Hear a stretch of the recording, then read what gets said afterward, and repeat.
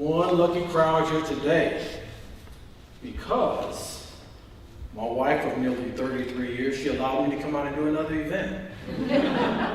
She's at the house. But I did take her to brunch this morning. We went to Cafe Saison. It was great. Hey, look, it is great to be with each and every one of you. And I think let's give Kellen a round of applause. Kellen? I've been knowing Kellen for a number of years. Way back in the day when he was the chair of the Tenant Landlord Commission.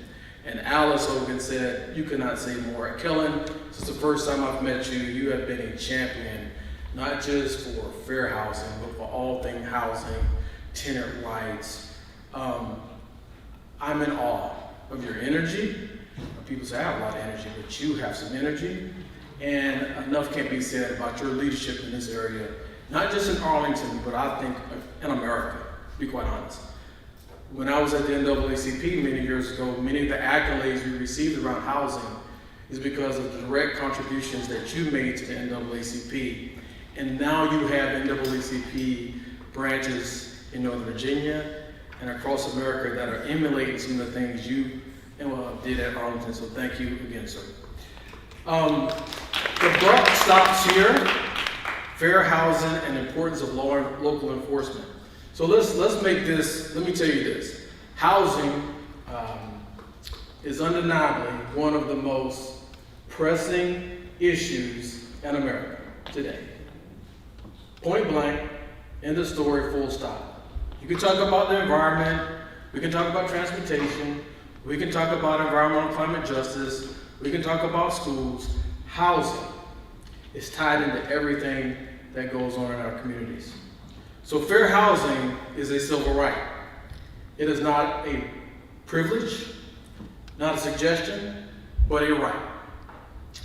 The Fair Housing Act of 1968, my friends, was a promise, mind you, to end discrimination and build inclusive communities, something that we're trying to do right here in Arlington. But that promise that was made to us back in 1968, with that administration that's going on across the river, it's under attack. As some of our federal protections, like disparate impact, are being rolled back today. But here in Arlington, the buck stops here. The county board, which I've had the pleasure to be on a little bit over 100 days, we have invested about $102 million in housing, including $29.3 million in housing choice vouchers. You talked about it earlier. $17.7 million in housing grants, $7 million in permanent supportive housing, $7.8 million in shelters and transitional housing. And we're reinforcing, you talked about this a little earlier, and I know you're passionate about it, our local enforcement and expanding fair housing testing. I do need to talk to you about that a little later. Our outreach and staffing the Office of Human Rights. I will tell you this, as one member on the county board, many of you know my background, and I align closely to a lot of what you stated, Carolyn. I believe, if we don't have checks and balances and ways to hold folks accountable, we just can't ignore sometimes the obvious.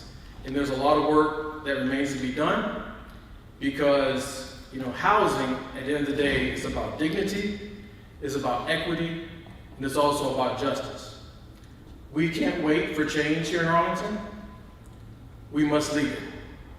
So I want to commend each and every one of you for being out here today and being part of this great event. There are a few organizations on here that I have worked with in the past, and I'm so proud that they were able to sponsor the Equal Rights Center, the Virginia Housing Opportunities Home, NVAR, National Virginia Association of Realtors. I know they're hard to get here, but I told them to put their money where their mouth is, and they seem like they got in contact with you. And of course, the NAACP. We have some elected leaders here today. Many of them have gone this way before me, like the Honorable Senator Barbara Favola. Thank you for being here. Thank you, Delegate Patrick Hope, and thank you to my good friend and one who keeps me in line a little bit on the county board, the Honorable Matt DeFerranti. Thank you all.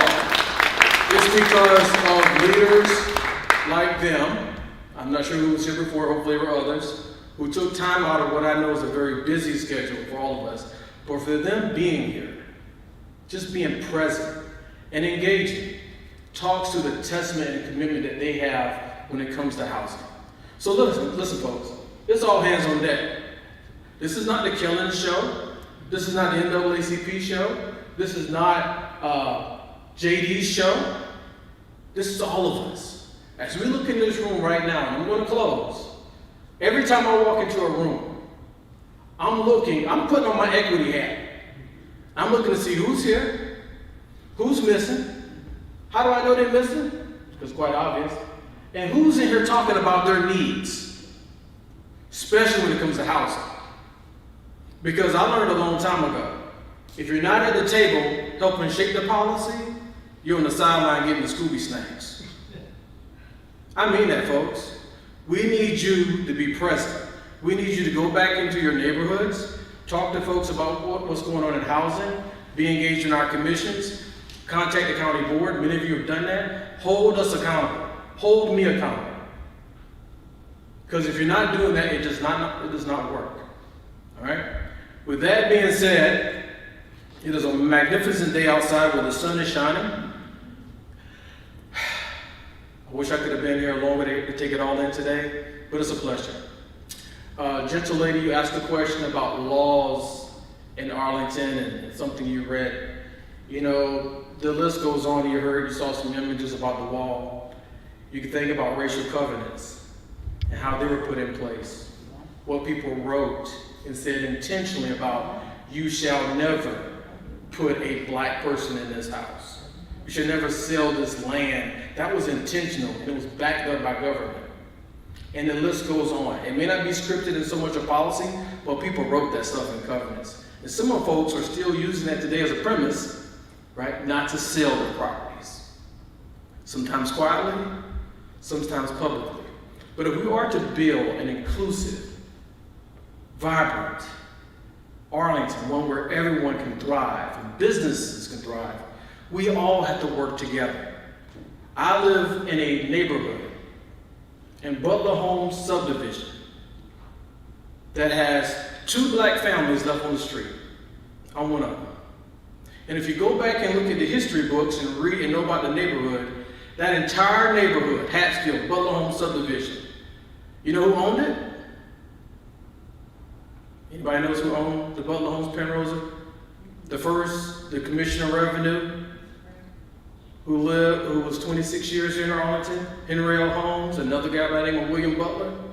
They were farmmen. They owned that entire strip, all that land, from Columbia Pike all the way up to 50 towards Fort Myer. That used to be a historically black neighborhood. Now the question would be, where did they all go? It's a lot of socioeconomic dynamics. There's a lot of restrictions that occurred when they were not given the same opportunities. You have to be able to appreciate that and understand that as a leader when you're shaping policy. And that's every neighborhood in Arlington. Doesn't matter if you're in Donaldson Run or if you're in Shirlington. Every neighborhood has a character. Every neighborhood has a culture. But as good policymakers, you need to be able to take that and bring people together. That's what we're doing. God bless you. Thank you for allowing me to come up and run my mouth. Thank you to the church here for opening up your place. And Kelly, the NAACP, keep fighting. God bless you.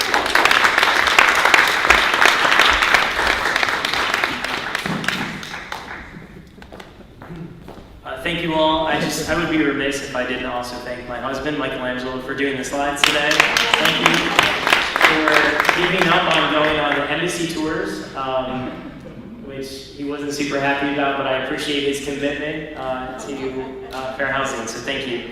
And again, thank you to the church, thank you to our videographer, thank you to Home ERC and the Northern Virginia Association of Realtors, thank you to our caterer, and I'm blanking on the name of the catering, but the food was good and we'll send out more information. So all of this will be on YouTube, so if you missed any sessions, we'll send out, in case you missed it, links. It'll be on social media as well. So please share with your friends and family members so they too can learn about what we talked about today. And as JD said, there's lots of ways to get involved. Kathleen is here, our secretary of the NAACP Arlington branch. Would love to talk to you about joining and becoming a member if you're not already.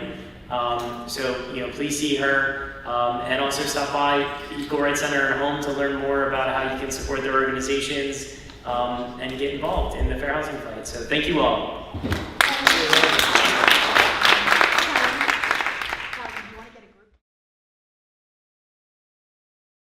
No pressure, Nick. Oh, I've got everyone. It's just you are spread out. So any more you can squeeze together. If you're in the back, though, find a head hole. Okay, all right. Head hole. I'm gonna take a couple more. No blinking.